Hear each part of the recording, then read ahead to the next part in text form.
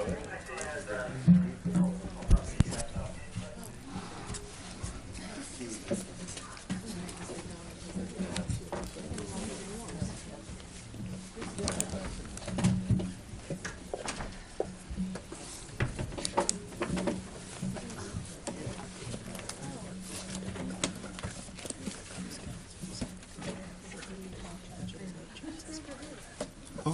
are they, the Cub Scouts are here?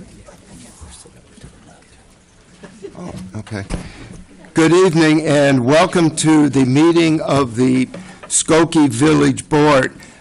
This evening we're going to have the dual pleasure of having the posting of colors by our Skokie Fire Department Honor Guard, and we will be led in the Pledge of Allegiance by our Cub Scouts. So at this moment, I'll turn it over with great pleasure and honor to our Honor Guard. Gentlemen. Skokie Fire Department Honor Guard. Up, stand, straight. Active carry, race. Left, face. Forward, up.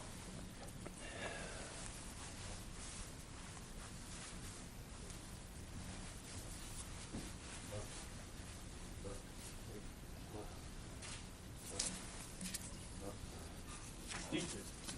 Halt. Left. Face. Prepare to post the colors. Ready? Post.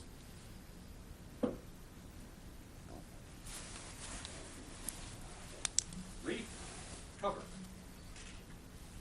Freeze set. Arms.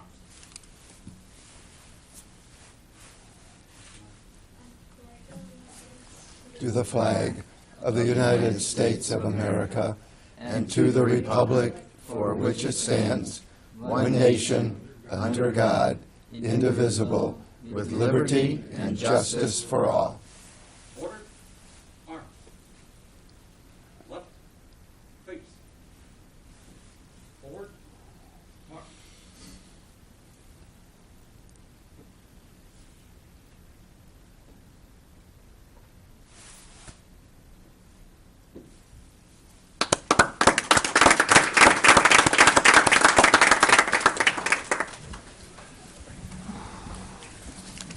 Thank you very much. The meeting will come to order, and the clerk will please call the roll.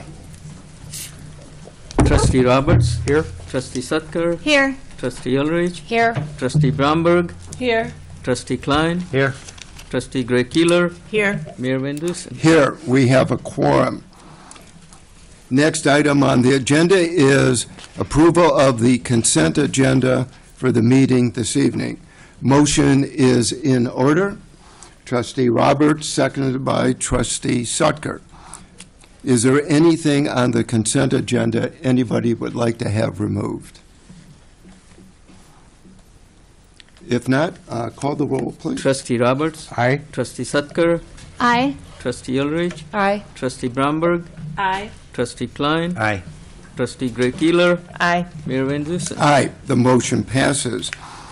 With that vote, we have 3 new appointments to our commissions, and I believe a couple of them are with us this evening. Mr. Usman has been appointed to the Board of Health. Mr. Usman, thank you.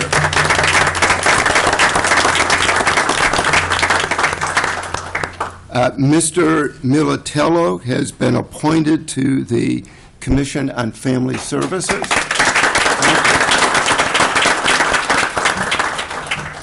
And appointed to the Telecommunications Advisory Commission is Mr. Pack. Thank you. Thank you very much for your volunteerism, and we look forward to it. I assure you, you will be put to work right away. You'll be hearing from the chair of the various commissions as to when the first meeting will be that you'll be in attendance. Thank you very much. The commissions do yeoman's work for the village. And I might point out, sitting in the back is my assistant, Vicky Varga.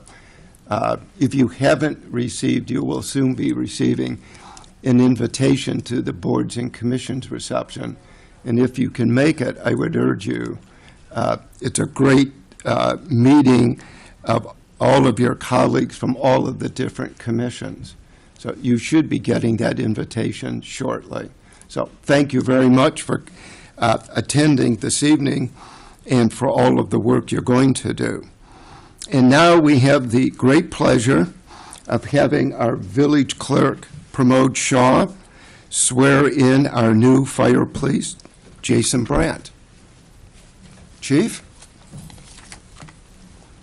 Or chief soon to be?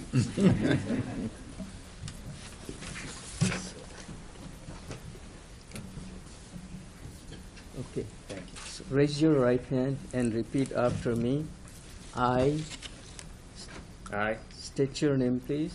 Jason Brandt, Having been appointed to having been appointed to the office of Fire Chief the office of Fire Chief in the village of Skokie, in the village of Skokie, in the county of Cook, in the county of Cook, do solemnly swear do solemnly swear that I will support the Constitution of the United States, that I will solemnly swear to support the Constitution of the United States, the Constitution of the State of Illinois, the Constitution of the State of Illinois, and that I will faithfully discharge and that I will faithfully discharge the duties of Fire Chief the duties of Fire Chief according to the best of my ability. according to the best of my ability. Congratulations. Thank you, sir.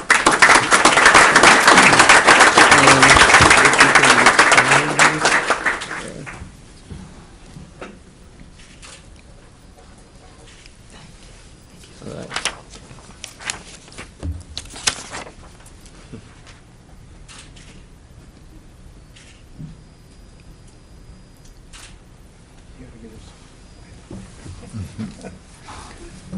Chief, congratulations. Thank you. Have to give the paparazzi their opportunity to. I think by now you're well aware you're now the head of one of the great fire departments in the country. This community is enormously proud of the service that our department gives. Every 3 years or so, we go outside and we have a professionally done survey of all of our departments and what do our businesses and residents think? How do they evaluate us? And the fire department is always in the 90th percentile plus. And this last year, we did a series of dinners at the fire departments. They were all very well attended. In fact, we exceeded we had to institute an RSVP program in order to accommodate everybody. And it's a tribute to the men and women of this department. We have an ISO #1 rating that we're very jealous of. We're fully accredited. The village's police, fire, and public works departments are all accredited. We're one of the few departments one of the few municipalities in the entire country that has all three of its departments like that, fully accredited.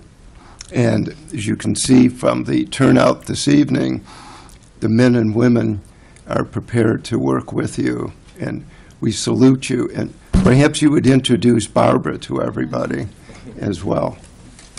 Yes. Well, I would like to thank the mayor and the village board for your continued support of the Skokie Fire Department. And I'd like to thank John Lockerbie for the opportunity to lead this nationally recognized fire department. I'm thankful for the support that my fiancée Barbara has given me, and I'm truly excited to lead this department with honor and integrity. Resiliency in the community is often measured in how quickly they can recover from a disaster, and we will prepare the community to not only help themselves in times of need, but to help their neighbor. And we as a fire department will prepare so that when we see you on your worst day, will be at our best. Thank you. Thank you.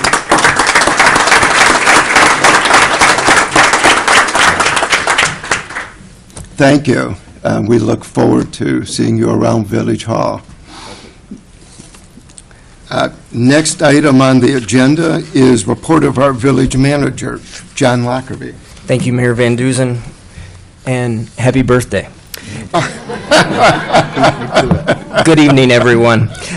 Item A is regarding the Commercial Corridor Storefront Enhancement Program for 4658 Oakton Street. In order to further encourage enhancing the commercial corridors in Skokie, the village created the Storefront Enhancement Program.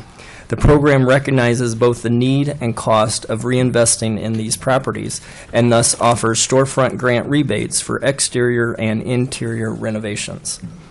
The rebate is a 60-40 cost share, with the applicant paying 60%. The new tenant of the building at 4658 Oakton Street, Adnan Beko, has applied for funding under the program. Mr. Beko is a longtime Skokie resident and recently signed a lease for the corner space at Oakton Street and Kilpatrick Avenue, which used to be a non-retail use. He plans to open a new Middle Eastern restaurant called Your Shwama Restaurant. The restaurant will offer sit-down dining and carry-out operations, focusing on pita, falafel, and kebab and rice-based dishes. Mr. Bako also plans an outdoor eating area along this portion of Oakton to benefit the corner location and new streetscape. The restaurant is located at the northeast corner of Oakton and Kilpatrick, 2 blocks east from Skokie Boulevard. Initially, the new restaurant will employ 5 workers, and this number is expected to grow as business expands. Planned improvements to the interior of the building include demolition, plumbing, electrical, drywall, drop ceiling, tile work, framing, granite, painting, utility lines, and additional fixtures. New windows and exterior signage are also proposed. Estimates for the work total approximately $112,000, and $33,560 is eligible for the grant. Board approval for a grant not to exceed $33,560 for the 4658 Oakton Street property is respectfully requested. Thank you. Is Mr. Bako with us? He is out of town. He's out of town. He would be here, and we'd love to come from wherever he is and try to be here on a night like tonight, but he unfortunately is out of town. Okay. Motion is in order. Trustee Sucker, seconded by Trustee Karen Gray Keeler. Any comments or questions? Being none, call the roll, please. Trustee Roberts. Aye. Trustee Sutka. Aye. Trustee Ulrich. Aye. Trustee Bromberg. Aye. Trustee Klein. Aye. Trustee Gray Keeler. Aye. Mayor Van Dusen. Aye. The motion passes. Item B is regarding a request for executive session pursuant to Section 2, Paragraph C2 of the State of Illinois Open Meetings Act. A closed session is requested and to adjourn therefrom. A motion is in order for an executive session this evening. Trustee Bromberg, seconded by Trustee Klein. Call the roll, please. Trustee Roberts. Aye. Trustee Sutka. Aye. Trustee Ulrich. Aye. Trustee Bromberg. Aye. Trustee Klein. Aye. Trustee Gray Keeler. Aye. Mayor Van Dusen. Aye. The motion passes. That completes my report. Thank you. Thank you. Next item is report of our Corporation Counsel, Michael Lorge. Thank you, Mayor, trustees. Good evening, everyone. Items A, B, C, D, E, F, G, H, I, and J were ordinances on the consent agenda at the beginning of this evening and were adopted. Item K is a resolution on the agenda for first reading and board action tonight. The resolution authorizes the Village of Skokie to enter into an agreement between Skokie and Base 2 LLC, formerly referred to as Northfield Group Limited. Base 2 owns the property located at 8017 to 8025 Skokie Boulevard, consisting of approximately 18,000 square feet of land. This property has been blighted and vacant for many years without any useful purpose. The property is located in the Downtown Science and Technology Tax Increment Financing District, the redevelopment plan and project which is in place there. Base 2 desires to redevelop this property and to create commercial and residential growth, which will also further the redevelopment of adjacent areas and strengthen this redevelopment zone. All of this development will increase the real property tax base of the taxing districts of the community in that area and will generate new sales tax from the commercial uses that are part of the project. Skokie recognizes that the development and operation of the project at this property prevents or will resolve a condition of blight in the area and further improve the redevelopment zone.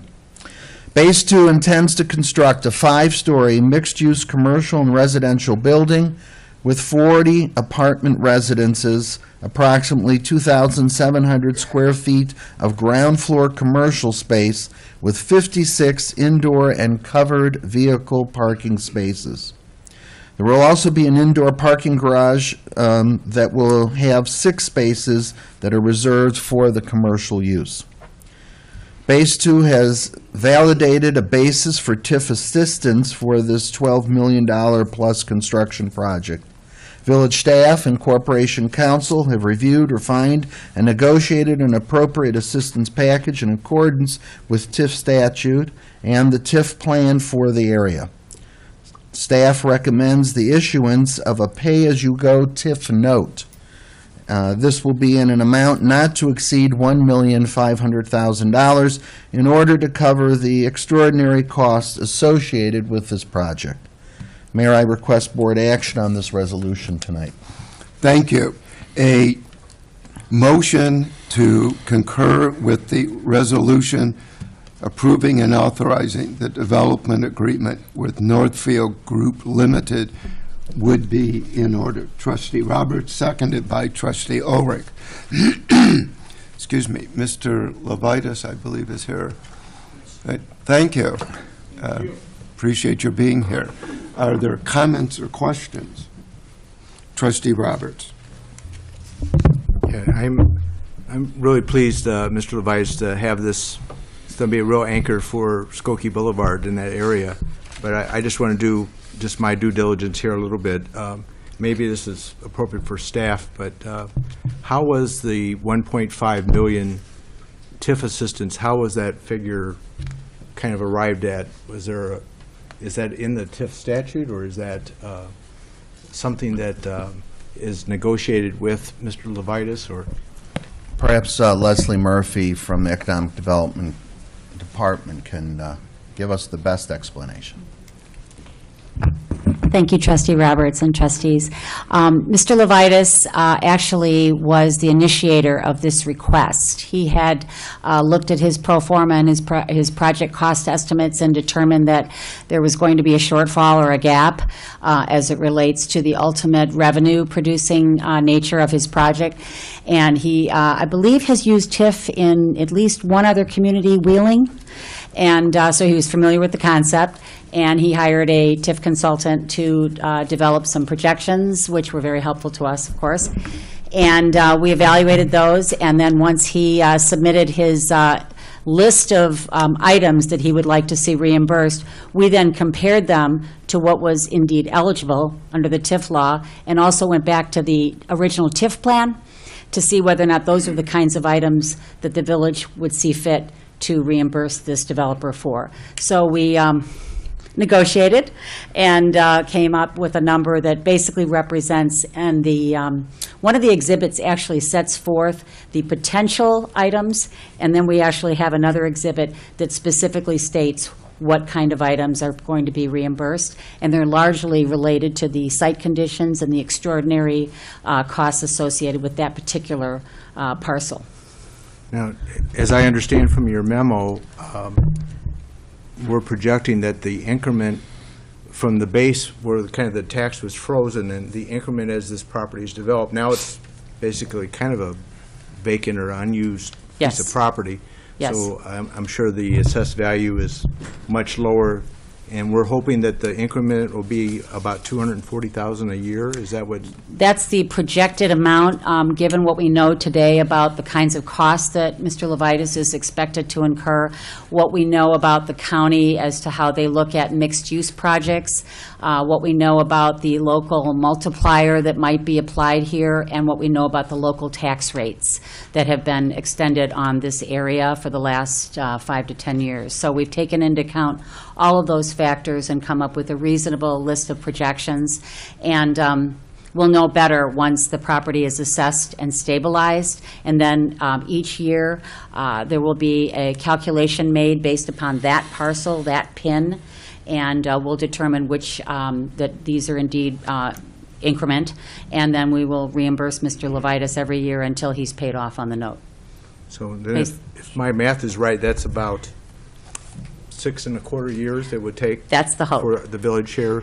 Yes. To be kind of our portion that we're providing for this project. Yes, right? and we will be, we have a TIF district that's scheduled to be completed in 2028, but then we can keep it open for one more year in 2029 for any project increment that's generated in year 2028. So yes, the hope is that he's going to be paid off prior to the end of the TIF.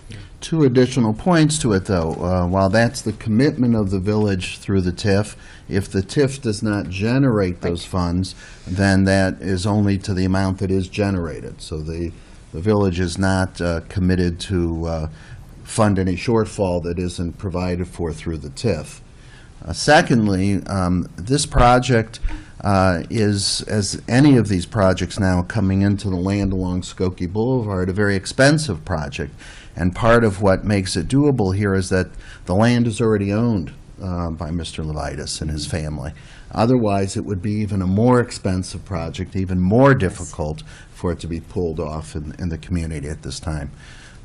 So we look forward to its size and scale, and that it's been appropriately designed for the community. We're really excited about this one. Any other comments or questions on the development agreement? If not, I'll call the roll, please. Trustee Roberts? Aye. Trustee Sutker? Aye. Trustee Ulrich? Aye. Trustee Bromberg? Aye. Trustee Klein? Aye. Trustee Gray Keeler? Aye. Mayor Van Dusen? Aye. The motion passes. Finally, I had added an item to my agenda, even though the village manager beat me to the punch. Mine, though, was to ask everyone in the room to say happy birthday, Mayor Van Dusen. And so I would ask that we take action on that immediately. Everyone together, happy birthday, Mayor Van Dusen. I veto that. And that, well, we didn't ask for your age. That concludes my report for this evening. Thank you so much. Next item is a matter of unfinished business, kind of ironic. CDBG block grant hearing number 3 for 2018-2019. Carrie Haverstich.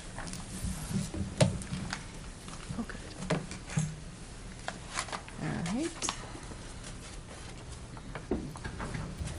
Thank you. Tonight is the third and final public hearing for determining funding awards for the Community Development Block Grant, or CDBG program, for program year 2018 through 2019. The proposed funding amounts and project summaries were forwarded to the board for this hearing, along with the chart listing the funding requests and the recommended funding amounts.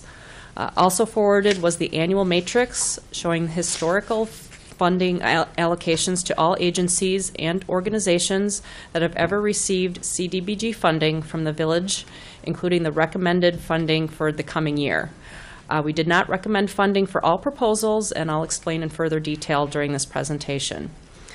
Staff from the Human Services Division reviewed the public service proposals and helped shape the staff recommendations regarding such activities, and site visits were made by community development staff to the locations for which rehab or capital improvement funds were requested. Funding recommendations take into account existing conditions, immediacy of the problem, necessity of the public services, coordination with the work of the village's Human Services Division, priorities of the village's 5-year consolidated plan, and conformance with CDBG program and village regulations. And now I'll begin. All right, so we're now in our third public hearing. Tonight is the budget recommendations, and I'll go over the vision and goals for the 5-year plan, in which we're planning for year 4, the estimated entitlement and budget, and then also funding recommendations for the 1-year action plan. The vision statement is Skokie's CDBG program will provide a better quality of life for low and moderate income residents through bricks and mortar projects and service activities. We have 5 goals. 3 are capital improvement related.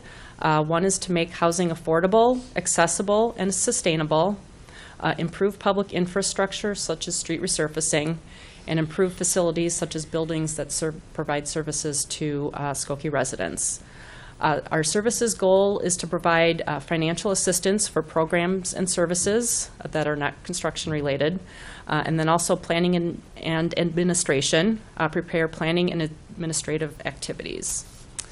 Our estimated entitlement and budget, we're estimating $500,000 in funds from HUD. Also using a little over $11,000 in unallocated funds from previous program years that weren't used. We do have some remaining funds available, so if for some reason we do not receive $500,000 from HUD, we could use some of that funding to help at least the construction-related projects. And to date, we've already received over $15,000 in program income, so the grand total is $527,168. That's the base number that's used for tonight's report. The distribution concept, there are 2 caps in the program. There's 20% for planning and administrative activities, and then also 15% for public services cap. And then the remaining balance of 65% goes to public facilities and construction.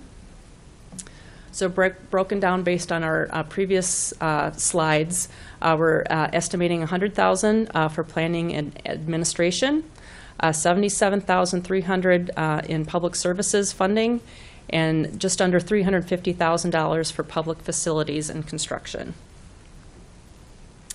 And starting in 2015, each dollar that Skokie gets has a timestamp on it, so we need to use it within that 3-year window, or it goes back to HUD for funding other projects or possibly back into the CDBG program. And so planning and administration activities, again, the $100,000. About $80,000 we're planning to use for day-to-day activities such as preparation of the action plan, preparing the year-end performance and evaluation report, otherwise known as CAPER, conducting pre-construction meetings for any of the construction projects, and also quarterly reporting processing from our subrecipients or grantees. We're also recommending $20,000 for housing-related study. HUD is coming forward with a proposed postponement of that assessment of fair housing that we've discussed in previous meetings and also last year. So it's a little up in the air at this point, but we do want to at least look into the concept of fair housing. And so at this point, potential fair housing activities include a Skokie-only, what we call an analysis of impediments to fair housing, which has been conducted by village staff in the past.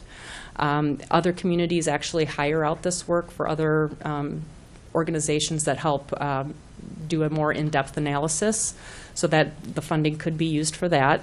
I also talked to Cook County staff this morning, and there may be still some sort of regional fair housing study of some sort, even with this postponement of 5 years for that assessment of fair housing that was a requirement leading up to our next 5-year plan.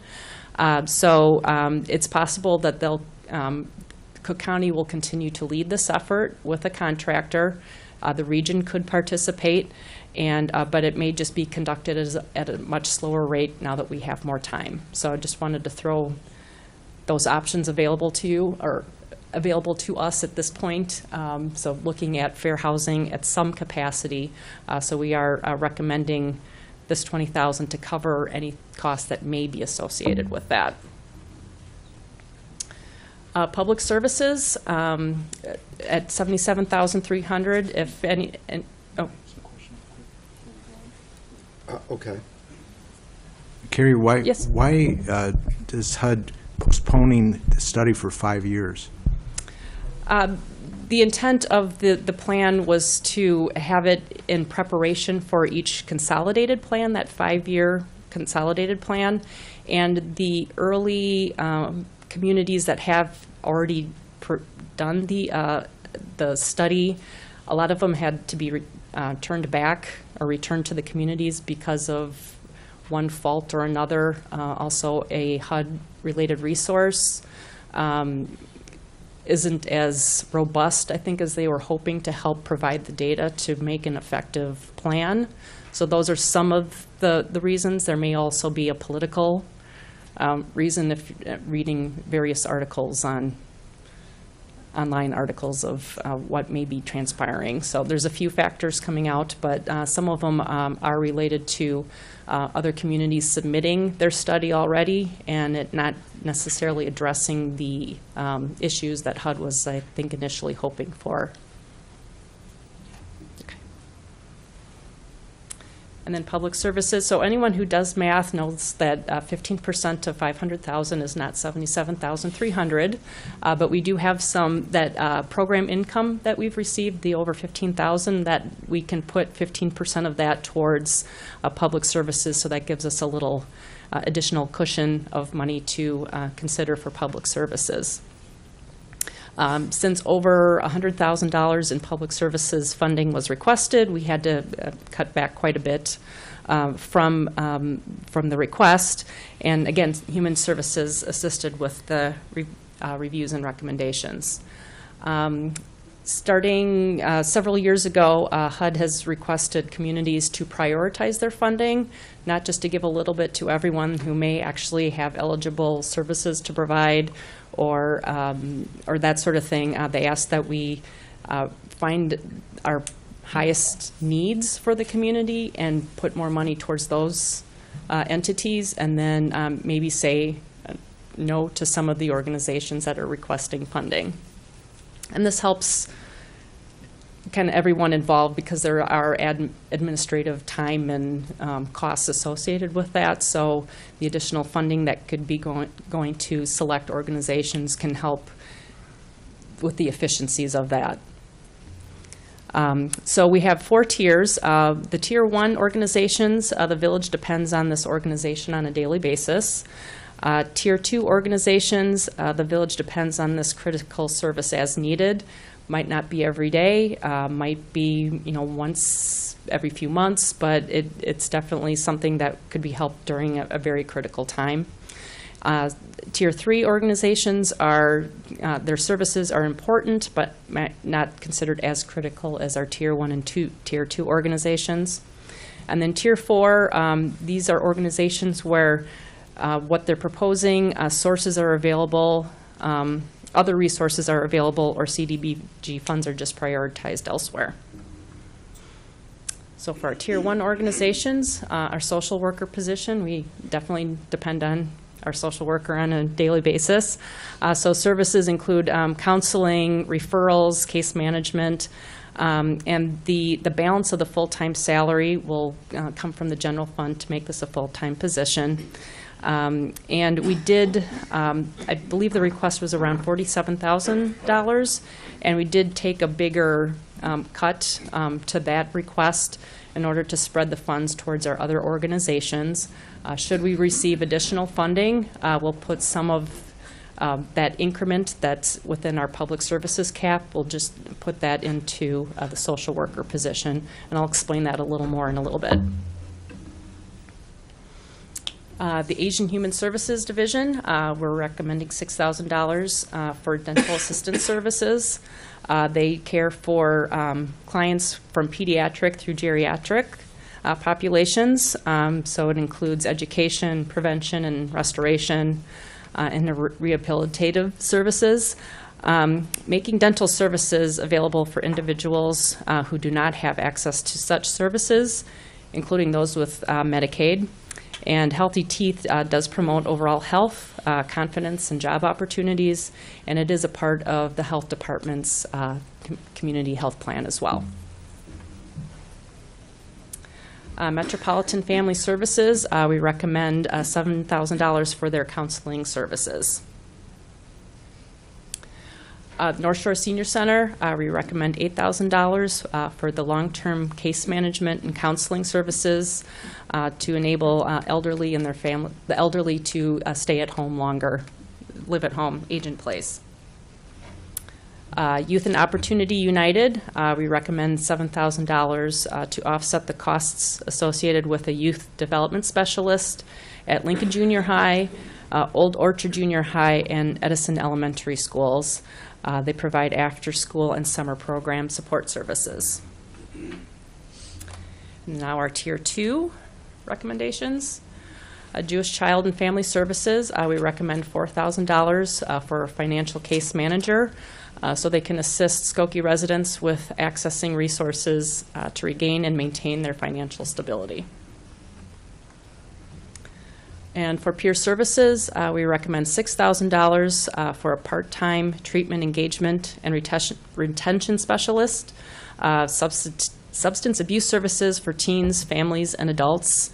And peer is a part of the village's regular court call team for teen substance abuse services. Children's Advocacy Center, we recommend $3,000 for an advocate and counselor to support child victims of abuse and their non-offending family members. And again, they're also a valuable component of the local social service network. And for the Harbour, we recommend $5,000 for emergency shelter and transitional housing for runaway, homeless, and neglected teens and young adults. And we do have one Tier 3 recommendation. Meals at Home is an alternate project, or alternate activity, I should say.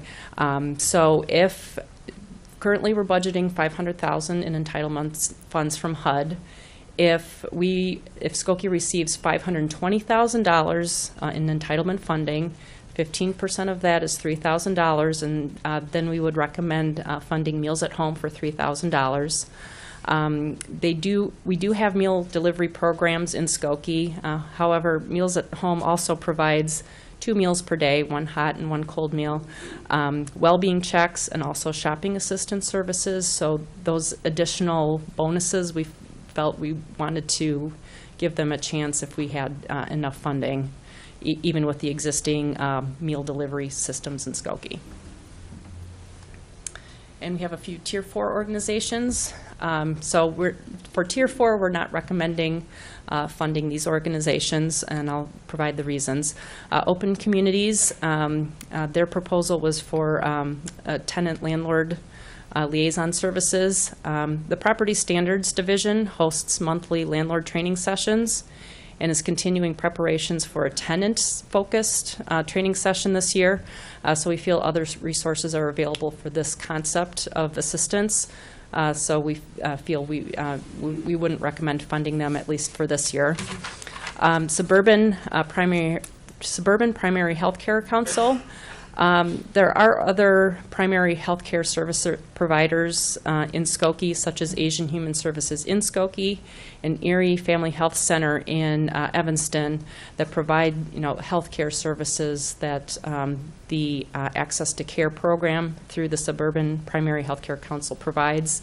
So we feel those are existing resources with other funds that exist. So we would recommend not funding that activity as well.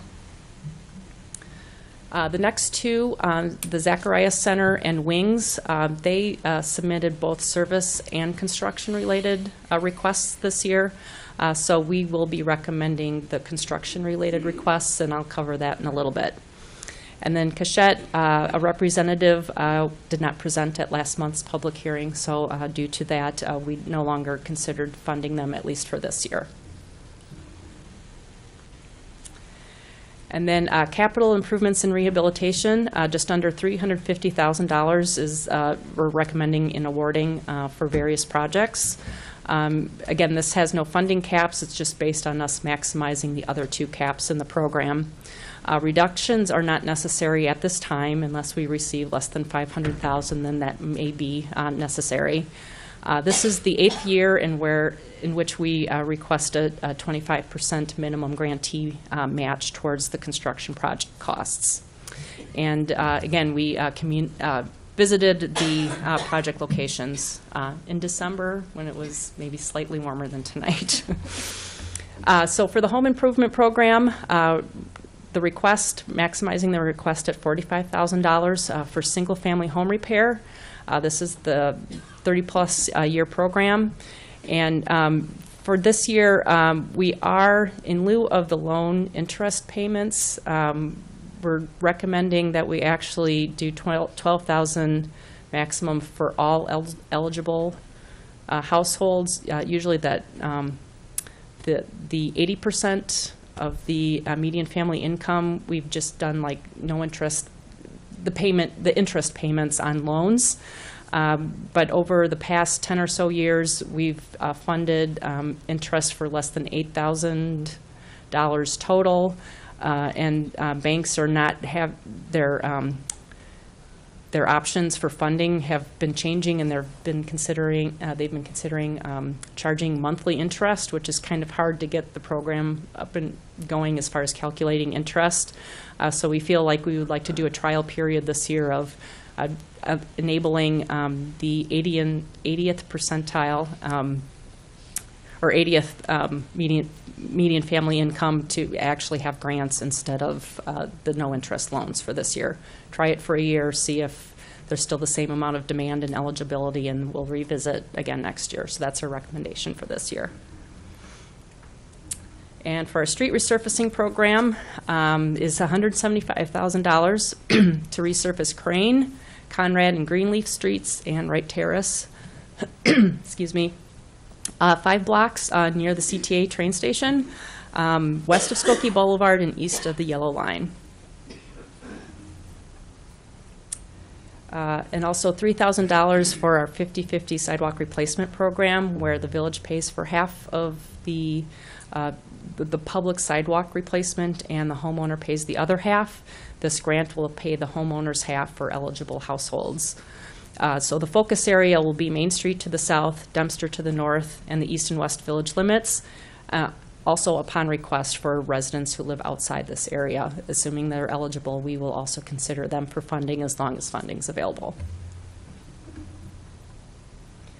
And then for Turning Point, we recommend $23,277 for rooftop HVAC replacement, looking to replace the next 2 most problematic units. This is on the condition that hail and debris protection is included on the units to minimize damage to the new units.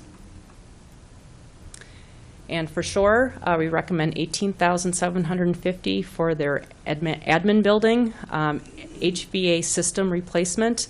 The most problematic HVAC equipment is likely their variable air volume boxes. I guess they have about 30 of them in the building, and at least 5 of them don't work at all right now. And the technology is obsolete, so they need replacement. So I will put funding towards that to help regulate the temperatures within the building.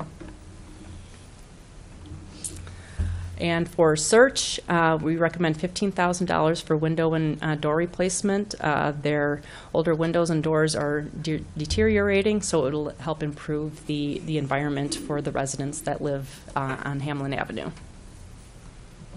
And for Orchard Village, we recommend $26,250 for their group home up on Floral Avenue. Bathroom upgrades, they have 2 bathrooms. Both are in need of some upgrading, and they will improve accessibility. They won't be fully wheelchair accessible, but they do have, their residents are aging, and it will help. There'll be some barriers that will be eliminated as part of these upgrades. And then for the Housing Opportunity Development Corporation, we recommend $17,566 for security cameras at their 11-unit building on Conrad Street. This would include equipment purchase, and the cameras will be installed in the common areas. So this is kind of prevention of providing safety and security improvements in their common areas. There will be a service associated with this, but that's after our work is done for this particular project. And then for CJE SeniorLife, we're recommending $11,093 for the Lieberman Health and Rehabilitation Center on Grosse Pointe Road. It's HVAC replacement of their laundry room heater. The day that I visited, you could actually feel the cold draft, even though the dryers were running, like cold running past your feet. So on a day like today, I'm not sure if their staff are actually able to work today, but it improves the working environment for staff. And they do have a requirement to retain a 4-day linen supply. So anytime that's this cold outside, they have to shut down the laundry services, and so that they kind of run the risk of having to use their backup linens. So this would help keep their operations running a little more efficiently. The Zacharias Center for $12,525. We recommend funding their parking lot replacement. I would remove and replace pavement. One pothole in particular is quite large, so that would also include any base and subgrade repair as needed before they would actually pave the parking lot for a safer environment for visitors to the center. And then for wings, we recommend $2,407 for a multifamily building in Skokie for door replacement. Both their front and rear doors, the replacement of those will help improve the safety and security for the building's residents. And then not recommended for funding is the Holocaust Museum. Village staff actually reached out to HUD staff just to make sure we made the right recommendation in this request. And HUD staff determined that the parking lot request is not eligible for CDBG funding. Although the museum has a noble mission and serves many visitors, including low and moderate income students, families, and elderly, it is not located in one of our income eligible neighborhoods. Its service area is very broad. It's outside the Chicago area, reaches as far north as Wisconsin and that sort of thing. Income eligibility documentation is not provided at the ticket counter. And then also the parking lot will be used by non-income eligible visitors. So those are some of the reasons why HUD staff determined that this is not an eligible activity, at least from a CDBG perspective. And since we don't know the funding amount at this time, HUD allows us to go through this process as long as we build in flexibility to our plan. This year we're recommending a 20% flexibility. I have peers in other communities where they've actually gone past this plus or minus 20%. So I just want to make sure we can avoid a substantial amendment should we receive less funding. My concern is more of the if we get less than if we get more at this point. But so if an entitlement amount of less than $400,000 is received, we will have to do a substantial amendment. I'm hoping there's enough wiggle room there that we could just proportionately reduce as needed and not actually have to go through that process. And if we receive funding greater than $600,000, we will not pursue a substantial amendment either, and we'll just carry that funding forward to the next year. So if entitlement funding is less than $500,000, we'll do across-the-board adjustments. We won't do any reductions less than 80% of the budgeted amounts. No amount will be less than $3,000. We have a few, well, with the exception of the wings request, but they actually requested that amount, so we'll honor that request. But anything that we have recommended funding for $3,000, we'll hold them at $3,000 and proportionately reduce the others that are greater than that. And again, gap funding, we do have some funding available to kind of infill some of the construction rehab projects. We have some that could help the construction projects move forward as budgeted, but at a certain point we will have to reduce those as well. If entitlement funding is greater than $500,000, and it's $520,000, we will fund meals, or recommend funding meals at home at $3,000. Anything above $500,000, if it's $519,000, we'll put that public services cap towards the social worker position, or anything above the net difference of $520,000, we'll also put towards the social worker position. And anything that's outside of that public services cap, HUD has asked us to drop it into our home improvement program and then reprogram the funds next year. So our typical submittal deadline is March 17th of this year. That will likely not happen, so it'll be sometime this year. This past year we submitted in June, so that's just a rough timeline for everyone. The latest deadline to submit is August 17th, so if we don't know what our funding's going to be, we just submit our plan as gets approved next month, and then just hope for the best. So are there any questions? I assume you want a motion this evening to accept the recommendations. I would like some sort of support for the budget amounts, and then that will help us prepare the draft action plan, or finalize the plan for your consideration next month. Okay. A motion to accept the recommendations for the CDBG program for 2018-19 would be in order. Trustee Bromberg, seconded by Trustee Gray Keeler. Are there any comments or questions? A lot of work, Harry. Yeah. Thank you. And others. And I'd like to thank Beth Lindley. Yes. Beth is the head of our Human Services Department. And Beth, thank you. Beth gives us a lot of input, which is of great help, to say the least. Call the roll, please. Trustee Roberts? I have to abstain, as I stated at a prior meeting. I'm on the board of one of the recipient organizations, so I abstain tonight. Trustee Sutkar? I abstain. One of the agencies going for CDBG grant is my employer. Trustee Ulrich? I vote aye. Trustee Bromberg? Aye. Trustee Klein? I vote aye. Trustee Gray Keeler? Aye. Aye. Mayor Van Dusen? Sounds like we need a clinic. Aye. Motion passes. Thank you. Thank you, Carrie. Great job. Thanks. I don't know how you do it every year, I have but terrific job. Thank you. Next item on the agenda are 3 Plan Commission recommendations. Chairman Paul Luke with Peter Pyer. Mr. Chairman.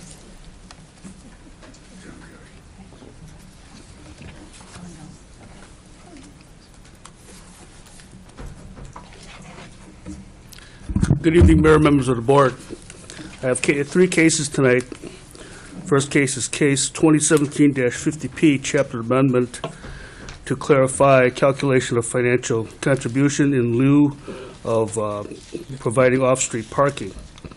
At the January 4th meeting of the Plan Commission, we reviewed amendments to chapter 118, 218 of the Village Code to correct typographical errors and clarify the calculation of financial contribution in lieu of parking, off-street parking in the mixed-use zoning districts. The first change corrects a typographical error. The second change is to clarify that a contribution of $15,000 for each of the first 5 parking spaces is required in lieu of parking provided in mixed-use zoning districts. Plan Commission recommends that the amendment be approved. A motion is in order. Trustee Roberts, seconded by Trustee Ulrich. This is on the 2017-50P zoning chapter amendment. Are there comments or questions? If not, the clerk will call the roll. Trustee Roberts? Aye. Trustee Sutkar? Aye. Trustee Ulrich? Aye. Trustee Bromberg? Aye. Trustee Klein. I vote Trustee, aye. Trustee Greg Keeler. Aye. Mayor Van Dusen. Aye. The motion passes. Next case is case 2017-51P, chapter amendment for motor vehicle parking spaces in the B4 zoning district.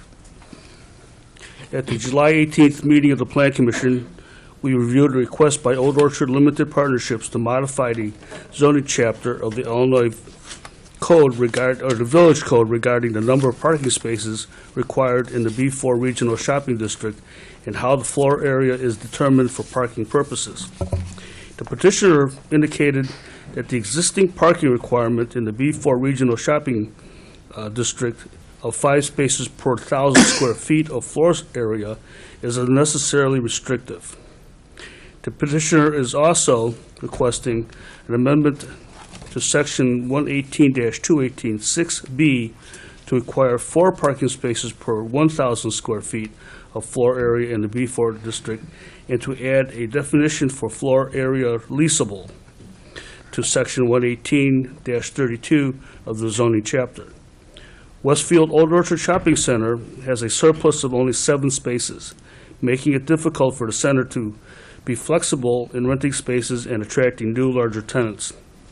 The petitioner also proposed a new definition of the floor area leasable to be added to the zoning chapter to be used to determine the shopping center area to be subject to the parking requirement. The B4 Regional Shopping District was established in 1964 to allow the construction of Old Orchard Shopping Center.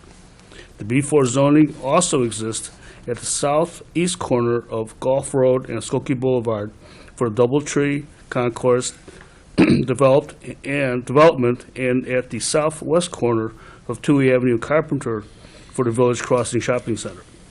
Only 2 shopping center sites will be affected by the proposed parking requirement amendment. Excuse me. When 50% or more of the floor area is devoted to retail sales, the required number of parking spaces shall be 5 spaces for each 1,000 square feet of floor area. Although not specifically stated, the parking requirement is based on net floor area. This is how it reads currently. The village hired Gawalt Hamilton, a traffic consultant frequently used by the village, to review the parking amendment request. In a memorandum dated January 9th, 2018, they reviewed the existing parking requirement, existing Old Orchard net square footage, available parking, and parking information from the Institute of Transportation Engineers. Based on this research, the consultant concluded that, number 1, the request to have 20% reduction in the parking area ratio from 5 to 4 spaces per 1,000 square feet of gross leasable area is reasonable. Number 2, tracking net floor area, or NFA, is not a preferable approach. And number 3, it would be good to secure remote employee parking for employees during the peak period of parking demand that occurs between Thanksgiving and New Year's Eve, or New Year's Day. The village concurred with Gawalt Hamilton's recommendation to change the parking requirement for the B4 district to 4 spaces per 1,000 square feet, and to determine the parking base on gross square footage rather than net. Staff also proposed a credit of 0.2 space per 1,000 square feet, 5%, for access to a transit facility. Staff did not anticipate any parking problems from the lowering of the parking requirement for retail centers in the B4 district, provided that the primary use remained retail. The Plan Commission recommends that the petitioner's request be granted. A motion is in order on Plan Commission Case 2017-51P, zoning chapter amendment for motor vehicle parking spaces in B4 zoning district. Trustee Roberts, seconded by Trustee Klein. Are there any comments or questions? I see Donna Pugh, I think, is in the audience this evening. I got a question. Sorry. Why are we regulating Old Orchard? It seems like they should be able to self-regulate themselves as far as the amount of parking. As a matter of fact, that's a question I've often asked myself. And Peter, you might be the one person in the room who remembers, and on this auspicious evening, I'm dating myself, I'm afraid. But I noticed in the report, you speculated that the parking requirement was probably established in '76. Yes. My recollection was when we did the redevelopment with Sam Zell in the '90s, there was some controversy north of the shopping center in the neighborhood that people were concerned that if we didn't have set-aside parking, that patrons of the shopping center would park in the neighborhood, even though we never thought that would happen, and it never has happened. I've wondered myself, why do we even have a parking requirement? Well, we have a parking requirement for all uses, and uses that don't have a parking requirement go to the Plan Commission for a parking determination. And it is basically to assure that there is enough parking and that it does not have an impact on residential or other neighborhoods around it or other land uses. Excuse me, Old Orchard and Westfield, the Village Crossing Shopping Center and the downtown are kind of unique in that they have a universal parking requirement, that we set a parking requirement and all uses have the same parking requirement. And that's usually reduced because we're looking at shared parking. So in the downtown, we have parking lots from the village and other parking in the area that we feel that we can reduce the parking quite a bit. Same with Old Orchard. Overall, their parking requirement is lower than if we calculated it on an individual basis. However, since it was established in the 70s, and some of it going back to the 60s with the thought that cars are going to take over everywhere, and in fact, we have some pictures of the day after Thanksgiving from the early times when the shopping center was open, when the entire parking lot was full. But that's not the case, and we've known that for quite a while, that the car usage is going down and the need for that parking is diminishing. And so that's why we agreed with Old Orchard, Westfield, that there was time to study this and come up with a reasonable parking requirement. And truly, throughout the country, all communities have a parking requirement. And it's just that we wanted to bring ours in line with what's reasonable rather than being excessive.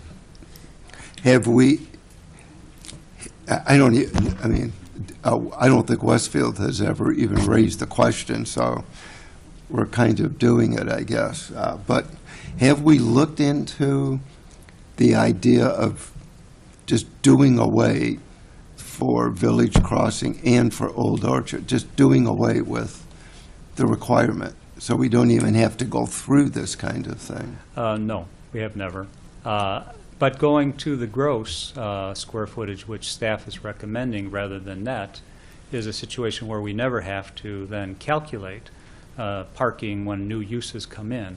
The only time when we will have to calculate is if there are large additions to the square footage at the site, which would then, we would have to see that there are no problems. I remember a couple of years ago, they made some expansions, it must have been 10, 15 now, and I said, well, I stated to the board that there would not be any parking issues related to that. And their traffic engineer came running up to me after the meeting and he said, "You never say never." He said, "We're like weathermen. It might be, it could be, but you don't want to be stuck." And so even they had concerns. But the fact is that I'm sure it's self-regulating because Nordstrom's has a requirement. The garage was built next to Nordstrom's because they needed a certain amount of parking next to them. Marshall Fields has their parking. So the retailers, in a way, regulated also. And so, yes, we could eliminate the parking requirement, but that would take a little bit more study. And as the report indicates, that if the focus of Old Orchard changes, that it becomes residential, hotels, and other uses, then again, we would have to reevaluate the parking and see what's reasonable. By the way, it's Macy's now. Oh, Macy's. Dating Did anyone myself. else notice? Wishful thinking. How would we go about just, at least as an academic thing, taking a look at the idea of it being, I mean, should we wait until there's another project there, say like a residential housing, or can we initiate a look at that? Well, just to tell you that this change alone will give Old Orchard Westfield a 700 surplus of parking spaces. That would be conservative. If I go back to the gross and calculate on gross, it could be up to 1,000. So that's a lot of development when you look at square footage based on one space for every 250 square feet times that 700. That's a massive amount of development that would be allowed. So I think we're pretty set for the future unless there is a major change. Okay. Thank you. Good suggestion. Any other comments or questions? Trustee Roberts. I was just struck by the report, Peter. I don't know if you talked to your colleagues about this, but you said by the year 2050, there might be as much as a 40% reduction in the need for parking at a place like Yes. shopping centers. Walker Consulting, which is the big name in building parking decks, has been looking into the parking requirements for shopping centers. They've been hired by the ULI Institute to look into it, and they found out that with the Uber and other uses that the parking requirement is just going to drop. And these are people who are building garages and recommending garage construction, but they're saying the demand is going to come down, and why build it if you don't need it? Plus, it's 2050. I'm hoping there's no cars on the ground. No comment. Call the roll, please. Trustee Roberts. Aye. Trustee Sutka. Aye. Trustee Ulrich. Aye. Trustee Bromberg. Aye. Trustee Klein. Aye. Trustee Gray Keeler. Aye. Mayor Van Dusen. Aye. Motion passes. My third and final case is case 2017-58P, chapter amendment for colleges and universities. At the July 18th meeting of the Plan Commission, we reviewed possible modifications to the zoning chapter of the Village Code to allow colleges and universities as a permitted use in the M1 office assembly industry zoning district, and any other necessary changes that the zoning chapter might be related to its use. An inquiry was made from a private religious college to locate in the M1 industry district. Colleges and universities are only allowed in industrial districts in the OR office research district as a permitted use. Lots in the OR and M1 districts are smaller, having larger sites and greater setbacks, making them almost park-like. They would, however, need to come before the Plan Commission for a parking determination. The Plan Commission recommends that the chapter amendment be approved. Okay. A motion is in order. Trustee Gray Keeler, seconded by Trustee Bromberg. I might point out, I believe David Rabb is with us. You made it in. Congratulations. Mr. Rabb is Vice President of the Touro College and University System and flew in this evening for the meeting. Also, Brian Levinson is with us. Brian is Chair of the Board of the Hebrew Theological College, and I also might point out a local business owner as well, and a familiar person. Mark Gershon is with us, and he is counsel. Did I get a motion? Yes. I did, okay. Any comments or questions? Trustee Roberts. Well, if, Mr. Rabb, if you've flown all the way in, if you wouldn't mind, if I could ask you a couple questions about I know this amendment is not applicable only to your educational institution, but I'd just like to know a little bit more about Touro College and your potential plans for Skokie. And if you could just, I know I've read a little bit about your school from the information you've provided us, but are you a nonprofit organization or a for-profit, or could you just explain a little bit about your school? Thank you very much, Mr. Roberts. I appreciate the opportunity to speak tonight to you in support of the amendments that are being proposed. I have a few words here. And, the quick answer to your question is we are not-for-profit. We're a private not-for-profit college. But let me give you a little bit more background. So my name is David Rabb, and I'm an executive vice president of the Touro College and University System. I report to Dr. Alan Kadish, who is the president and CEO of the Touro system, and is actually overseas on a pre-planned visit, so he could not make it. A former resident of Skokie, Dr. Kadish, is also the president of Hebrew Theological College, which became a 100% subsidiary of Touro in July of 2015. That's the introduction. HTC has been a member of this community for about half a century, and as this board is aware, HTC wishes to purchase the former school building of the ORT not-for-profit organization at 5440 West Fargo Avenue, located in the M1 district. The building is about a 15-minute walk from HTC's main campus at 7135 Carpenter, and we wish to acquire the building for two reasons. First of all, we would like to house quality graduate programs open to the entire community programs for which Touro is known. And we would also like to provide some additional place for our undergraduate students at HTC to participate in academic programs away from the high school students who are also in that same building, and provide a more academic appropriate environment for them. Touro is really very excited about this opportunity to use a Fargo property as a venue to bring in the first broad-based graduate degree-granting educational program and school into Skokie. Touro's core values are drawn from our Jewish heritage and the Jewish intellectual tradition, focusing simultaneously on individual development and the greater good. But you may be surprised to know that only a fraction of Touro's 19,000 students are Orthodox or even Jewish.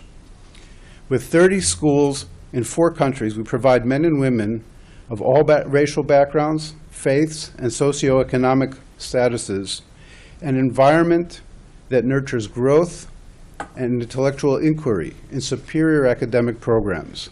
A few statistics will help paint the picture. 3/4 of our master's and graduate certificate programs students are women, 3/4, and half of our doctoral students are women. Almost half, 47% of Touro graduate students are non-white, of which about half are Black, African American, or Hispanic Latino. A magazine named Diverse Issues in Education named Touro, New York, #1 in degrees granted to African Americans in Masters in Allied Health and Sciences.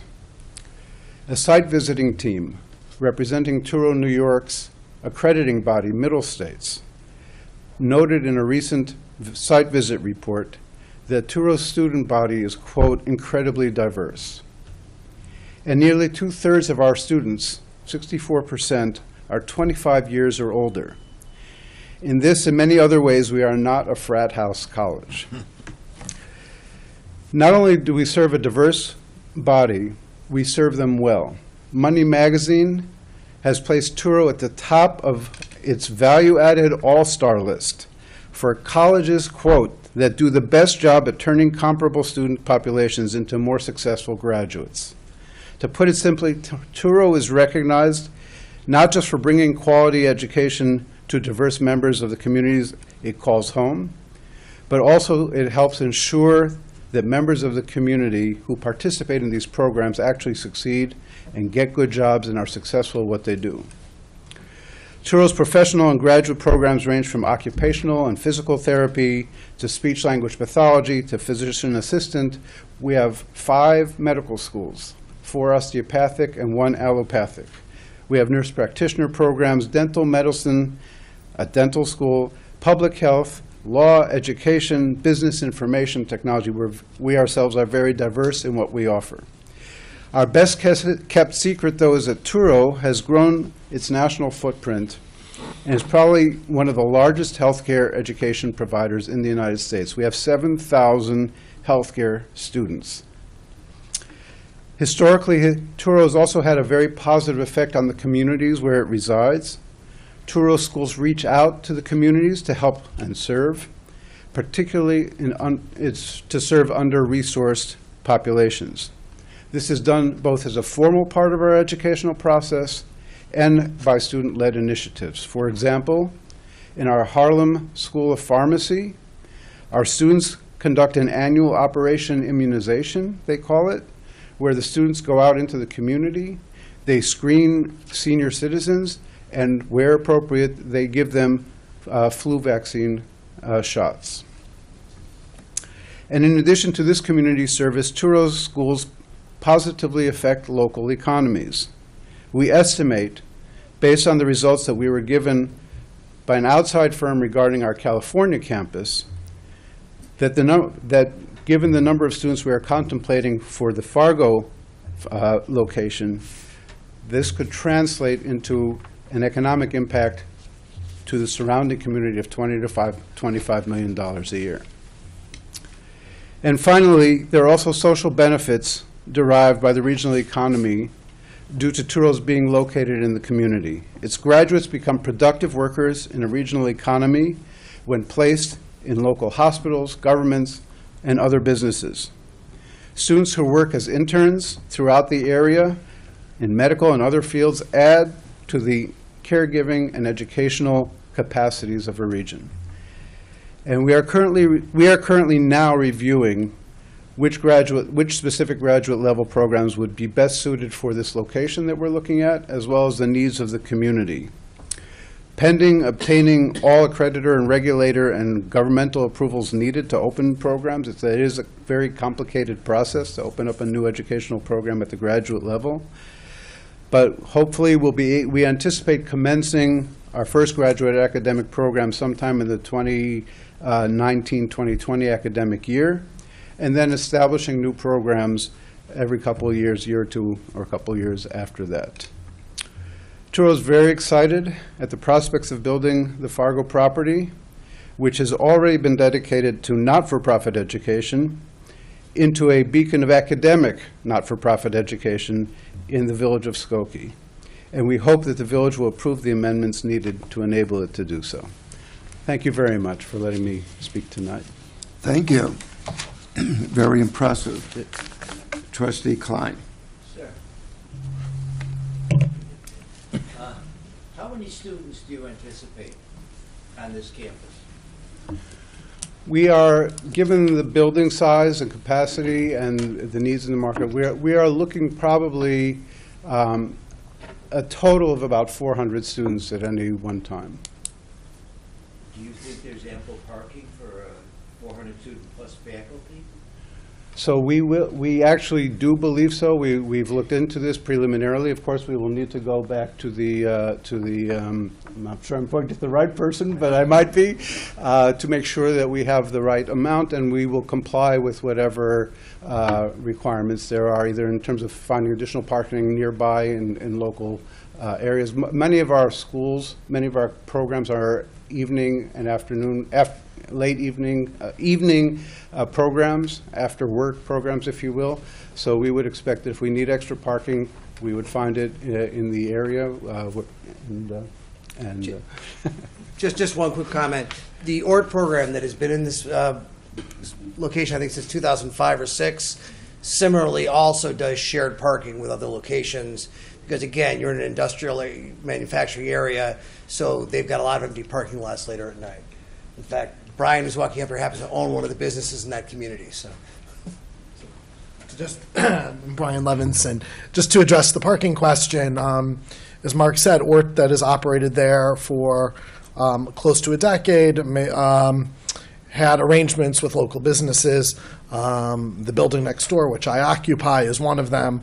And also the proximity of the main campus at 7135 is a 15-minute walk and a 3-minute drive if you hit all of the lights. And we have the ability to shuttle because there we have excess parking. It's a high school and it's a dorming school, so there we have significant excess parking on that site if we needed to shuttle back and forth. One question, Michael, is because it was owned by Ort, is this property now off the tax rolls? Yes, this property has been off the tax rolls for more than 10 years. Trustee Ulrich? I was looking at your website, and you're located in Jerusalem, I believe, Berlin, Germany, California, Nevada, Skokie. We have like 20 places in New York, I see, 20 locations or so. Did it start in New York? It started in New York, and the philosophy of Dr. Bernard Lander, who was the founder, was to take education to the populations who needed it.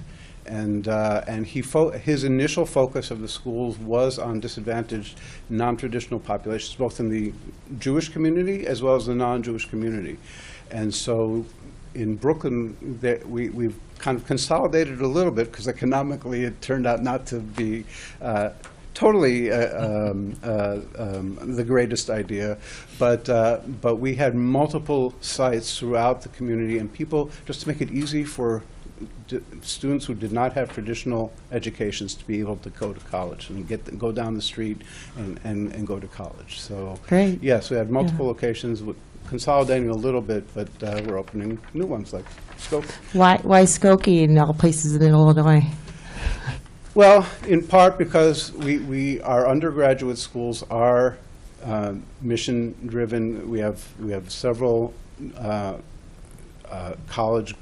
colleges geared towards the Orthodox community that has certain requirements in terms of the schedule and kosher food and things like that. And the Skokie Hebrew Theological College really fit into that mission as well. And from the HTC perspective, joining a large system of colleges and universities that we are would strengthen it. And from our perspective, it was another mission-based school that we wanted to embrace into our system.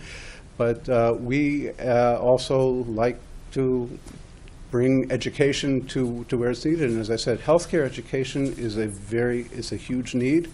We understand that there's a huge need here in Illinois for certain programs, and that's kind of what we're focusing on.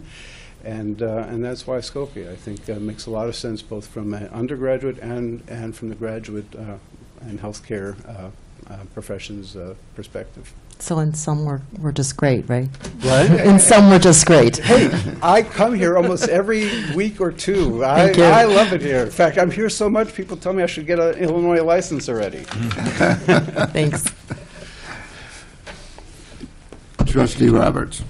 I had a question for Peter. So tonight what we're actually voting on tonight is, I've loved it and enjoyed hearing about Touro College, but this is more of a technical amendment that makes this type of use that's proposed by Touro it makes it a permitted use in this district as opposed to a special use. So as such, if we vote in favor of this, we would not see Touro's case or any case like this before the village board in the future, because it would be a permitted use within this zoning district, this M1. That's correct. Am I following it so far? Or right. When staff studied the amendment, Corporation Counsel's office brought it to us to saying that there is a college that's interested in coming into the M1 district. Would that be an appropriate use? And so we looked at it from the general perspective, where M1 is, how the lots are sized, and felt that overall that M1 would be an appropriate. It's not a heavy industry area, It could be compatible with the industry that's there and the uses. And so we looked at it universally. We did not look at it as a specific college. And we did not want to mingle vocational schools with colleges. We keeping those separate. And so we're going to be, we'll be doing the staff reviews and everything to make sure that the parking and everything is provided correctly. If there is a need for relief, let's say there is a shortage of parking, they would have to go to the zoning board. Or if there are some other aspects, then they would also have to go to the zoning board for that kind of relief. But it would not go to the Plan Commission or Village Board. As a reminder, for this type of program, any type of graduate accredited program at this level, it takes, as was indicated already, a tremendous amount of oversight, board, and money to make those types of programs happen. And the likelihood of another 4-year accredited program coming would be highly surprising. But in any regard, as Pete already said, it would still come to us as to anything that needs relief. Trustee Sucker. So are there scholarships available? Because you bring the college to where you think there's need, and so is that part of the program? So there are scholarships available. I will tell you that in our graduate school there is such demand that we don't need the scholarships to attract people, as many schools do. But we do give scholarships where needed and where the community helps fund some of those scholarships and where the opportunities really are needed for students. Trustee Gray-Keeler. Like Randy pointed out, I know we're not talking about this particular college, but just want to say I also was playing around on the website, read all the information we have, and I'm absolutely thrilled you're coming to Skokie. Just personal. Great, thank you. The feelings are mutual. Call the roll, please. Trustee Roberts.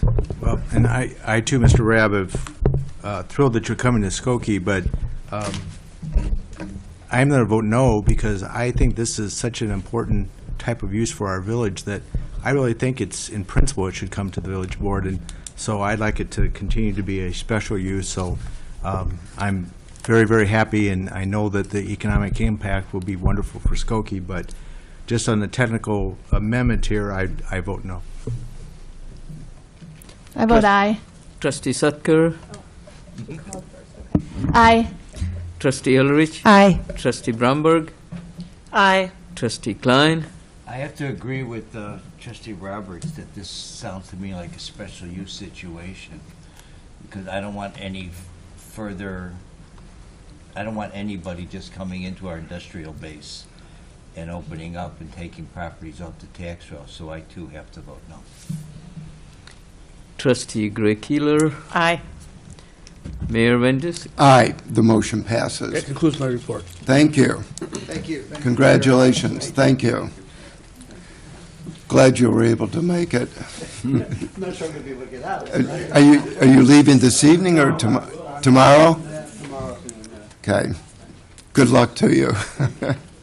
The final item on the agenda before executive session is citizen comments. Is there anybody who wishes to address the board? If not, I think it's Trustee Bromberg tonight.